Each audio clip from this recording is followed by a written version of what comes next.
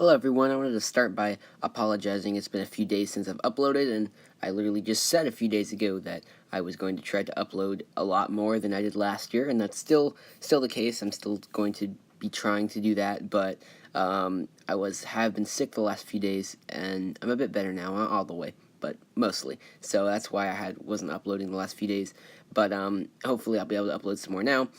Anyhow, I know it's been quite a while now, or a few days, which is in, YouTube world, that's quite a while, since the Nintendo Direct Mini, but I thought you guys might still be interested to know what my thoughts were on that, so that's what I'm going to be doing in today's video. So, we're going to start by talking about just the first-party Nintendo stuff. I know there was some third-party and indie stuff that went on, but, no offense, but I don't really care about that stuff too much. I'm just going to be talking about the actual Nintendo stuff that happened today. So, and then at the end, I'll just talk about my general thoughts of the Direct as a whole.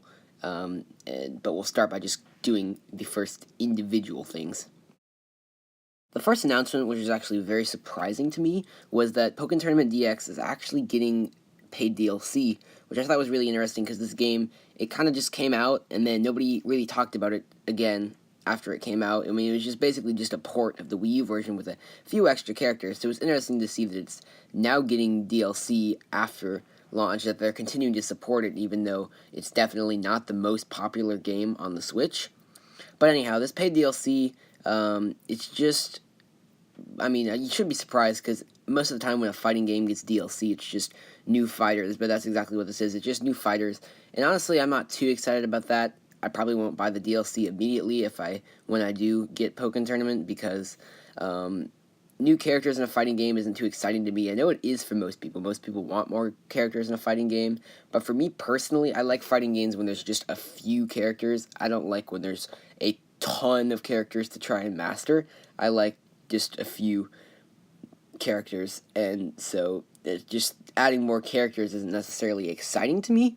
If I end up really liking the game a lot and the characters that are already in it, and I want more Pokemon to fight with, maybe I will buy the DLC, but again, shouldn't be surprised, because when a fighting game gets a DLC, it is usually for new characters, but new characters isn't exactly something that excites me. Although I would like to play as Blastoise, so I may, if I do get Pokemon Tournament, may get the DLC just to play as Blastoise. That looks pretty cool. But if it was just 2 extra fighters and not any that I cared about, I definitely wouldn't get it. I'm only considering now because of Blastoise. But anyhow, that's that, and we're moving on.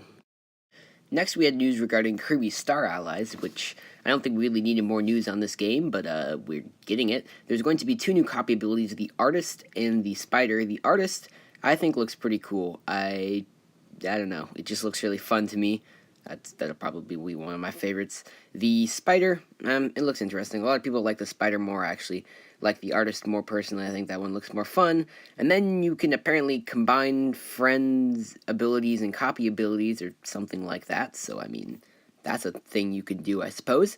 And yeah, we got some more information regarding what some of the enemies would be, which you can go and watch it yourself if you want to see that. And anyhow, I don't think this was really necessary for me at all. I was already kind of excited for this game. While I've never owned a Kirby game, I have a friend that is a very big Kirby fan, so I've played some games with him, and they're all pretty fun. They're cute and adorable, not like in a Yoshi way, but they're just, I don't know, and they're very fun to play. They're not super hard, but they're not so easy it's boring either.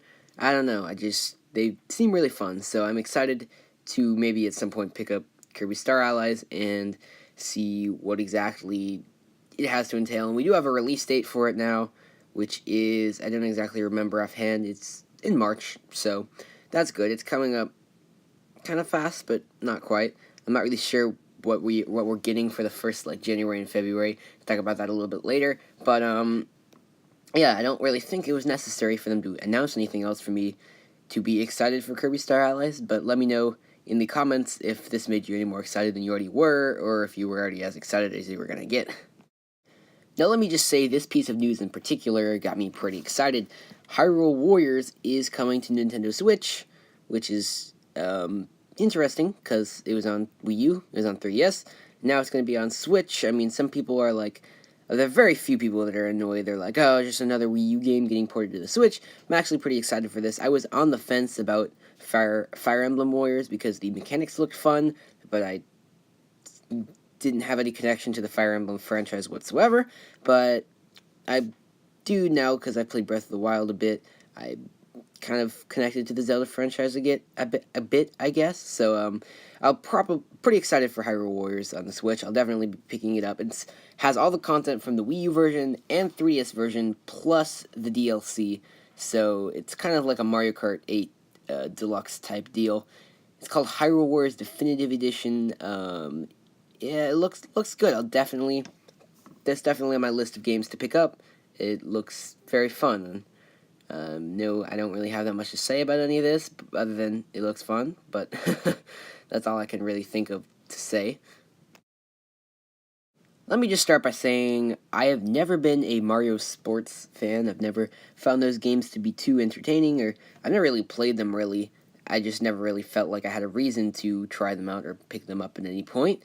But somehow this game already has me hooked. The art style is amazing. I love the way the arenas are set up. It's kind of at night, as you can probably see on the screen right now.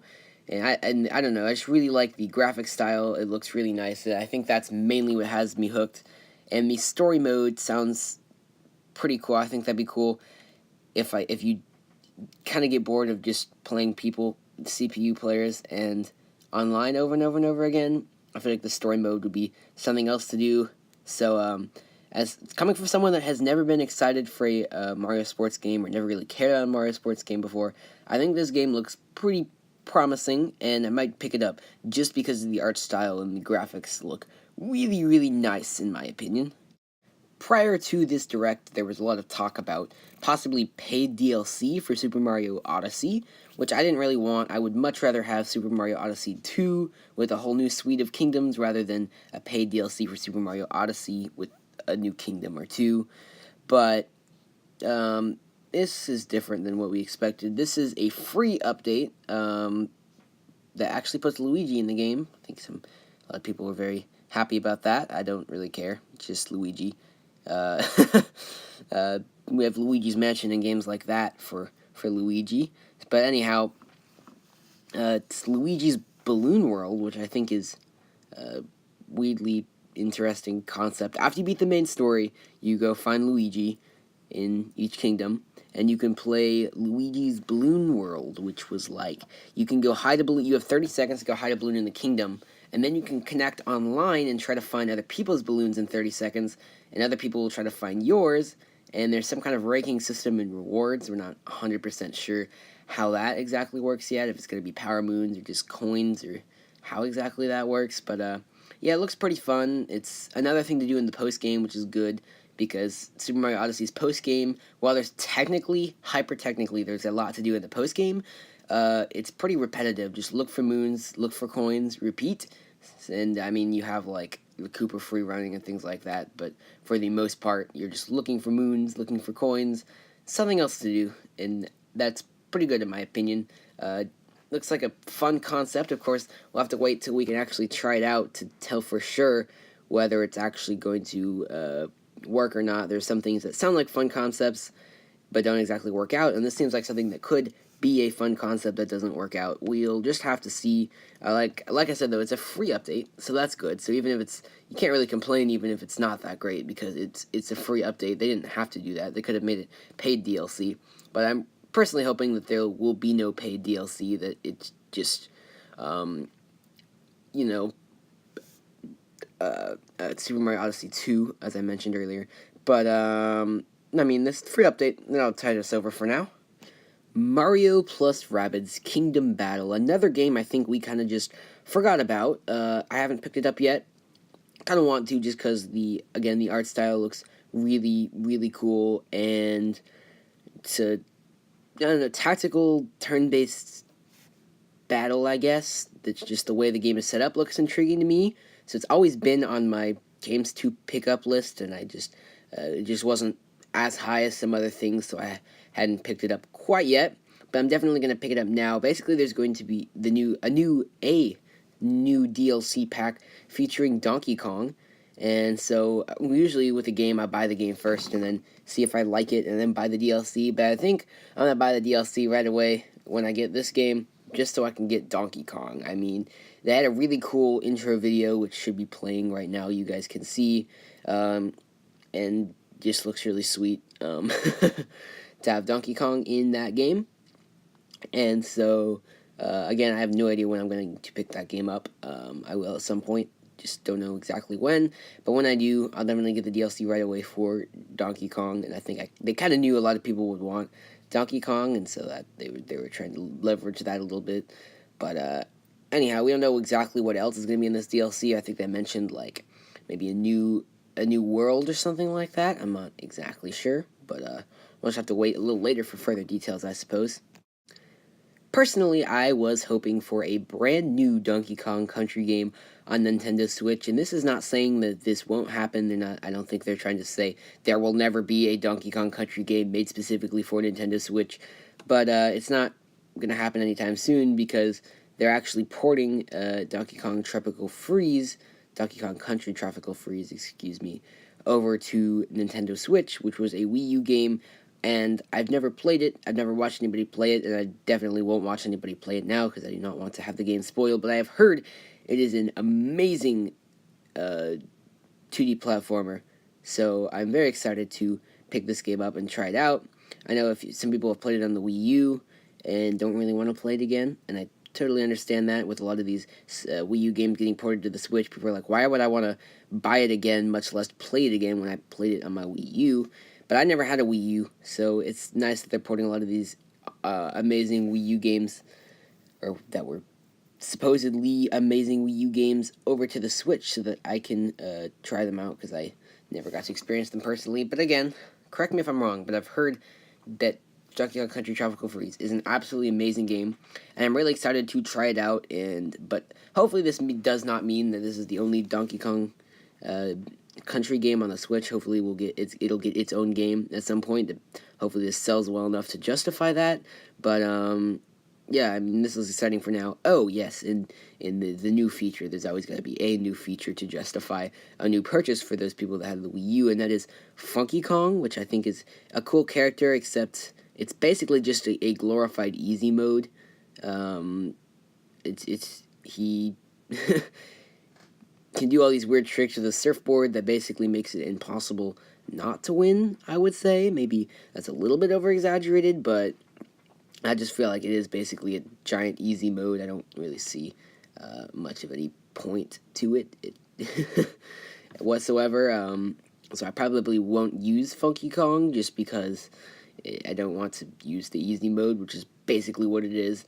But he's there if you want to have fun with him, I guess. And that's all the first-party stuff that was announced, so now it's time to give my thoughts on the Direct as a whole.